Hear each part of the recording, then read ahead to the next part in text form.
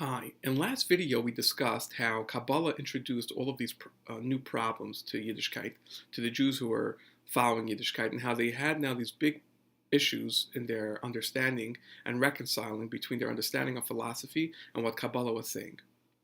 And we also started telling you how Chassidus started answering these questions by qualifying what Kabbalah and philosophy is saying. In this video, we're going to discuss more about how Chassidus answers these questions and how Chassidus approaches these issues. Chassidus goes to a deeper and a higher perspective and gives us a 30,000-foot view of these issues, and also allows us to see the truth in each level of answers, each level of discussion.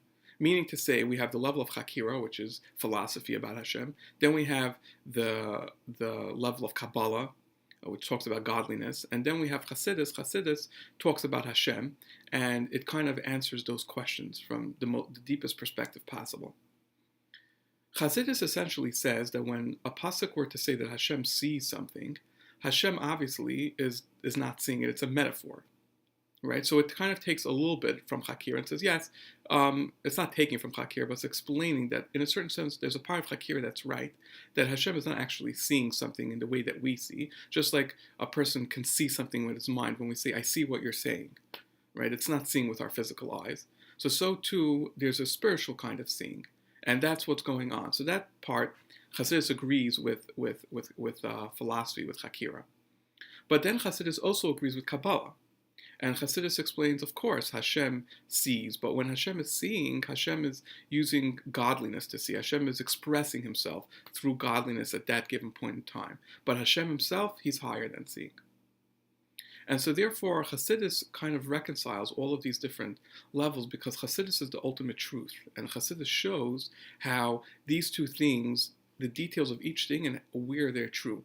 And you'll see this in general in all of Chassidus. Chassidus takes all the different levels of Torah. We'll see many times Chassidus will take a mimer, will discuss a certain question in the Torah. It won't just be discussing these questions about Hashem. It'll be discussing a concept in Torah, and it will show how the different levels, there's Pshat, Remez, Drush, and Side. There's four general levels in the Torah. Pshat is a simple explanation. Remez are hidden meanings or hints that the Torah has in each pasuk. The drush is coming up with a drash and a homiletic explanation on it, and then there's side, which is a secret. And Chassidus will show a deeper meaning to any given pasuk or any given statement in the Torah, and show how the truth of each level and how they all combine to make a bigger picture.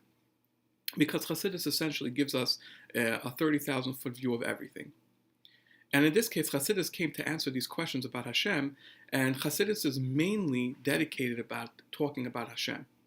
So when we want to say what is Chassidus, Chassidus is a subject that discusses Hashem, which no other subject is dedicated in Torah to discussing about Hashem. No other subject in general. Philosophy doesn't just discuss Hashem, it asks questions about Hashem. And Kabbalah doesn't talk about really Hashem at all. Kabbalah really talks about godliness, which in the next few lessons we will cover a little bit more of what that is. Chassidus discusses only Hashem, and Chassidus comes to explain to us things about Hashem that through these understandings we don't have any more of these questions from Kabbalah and from Chakira. And this is essentially what the Baal Shem Tov was trying to do when he introduced Chassidus to the world, was to revitalize, re-energize the Yidden who had all these questions, hashkafa questions, and were not able to understand, how do I believe in Hashem when I have all these questions, and to answer these questions for one final time where we won't need to have any more answers, because these answers would provide and suffice and go to the deepest core of the idea. In the next video, we're going to start discussing from an intellectual perspective what each of these levels, Chakira, Kabbalah, and Chassidus, what exactly are they approaching Hashem, how are they approaching Hashem, and why they are limited in their answers, and why is Chassidus, which goes to the ultimate truth, why is that the ultimate? Why is it so final in understanding Hashem?